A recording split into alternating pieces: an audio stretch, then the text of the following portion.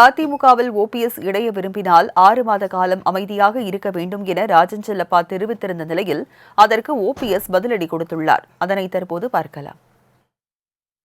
ஆனால் அதிமுக என்ற இயக்கம் வளர்றதை சின்ன சின்ன இடைவெளிகள் பண்ணாதீங்க. அவர் உண்மையிலே நினைத்தார் என்றால் அதிமுகவில் அவர் உண்மையிலே சேர வேண்டும், இந்த அதிமுக வெற்றி பெற வேண்டும், அம்மாவுடைய புகழை காக்க வேண்டும், புரட்சி காக்க வேண்டும் என்றால் அறிவினர் எடப்பாடி தலைமையை ஏற்றுக்கொள்கிற வாய்ப்பை அவர் மிக செய்தியாக சொல்லிவிட வேண்டுமே தவிர பேப்பரில் செய்தி கொடுத்து நான் தர்மம் வெல்லும், சூது வெல்லும், அது வெல்லும், இது வெல்லும் விமர்சனம் பண்ணிக்கிட்டு இது ஒரு நிபந்தனை இல்லாமல் என்ன நிபந்தனை இல்லாமல் பண்ண போகிறாங்க? ஒன்றுமே இல்லை. அப்புறம் இதுக்கு நிபந்தனையே தேவையில்லை.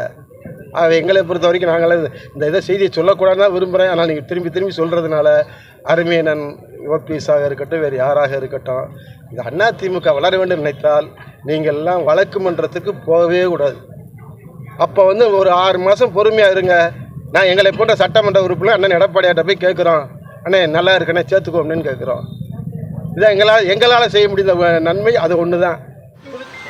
எந்த சூழ்நிலையும் நான் கட்சி பிரிந்து கிடக்கின்ற அனைத்து இந்திய அண்ணா முன்னேற்ற கழகத்திலுள்ள சக்திகள் புரட்சி தலைவர் எம்ஜிஆர் காலத்திலிருந்து அவர் உருவாக்கிய சக்திகள், மாண்புமிகு இதய தெய்வம் புரட்சி தலைவி அம்மா அவர்கள் வளர்த்த சக்திகள், யாராலும் வெல்ல முடியாத இயக்கமாக மாண்புமிகு அம்மா அவர்கள் இந்த இயக்கத்தை உருவாக்கி தந்திருக்கிறார்கள் என்பதையெல்லாம் எண்ணித்தான் பிரிந்து கிடக்கிற அனைத்து இந்திய அண்ணா முன்னேற்ற கழகத்தினுடைய சக்திகள் அனைவரும் இணைய வேண்டும் என்றுதான் நான் சொன்னேன்.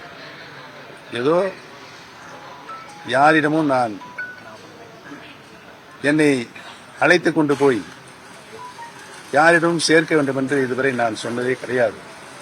ராஜன் செல்லப்பானன் அதை புரிந்து கொள்ள வேண்டும். அவர் எனக்காக சிபாரிசு செய்கிறேன் என்று வேற சொல்லியிருக்கிறார். எனக்காக யாரும் பரிந்து பேச தேவையில்லை. எங்களை எல்லாம் சிபாரிசு செய்கிற மாதிரி ஒரு தோணியில் அவர் பேசியிருக்கிறார். அது அவருக்குரிய அழகல்ல என்பதை நான் தெரிவித்துக் கொள்கிறேன்.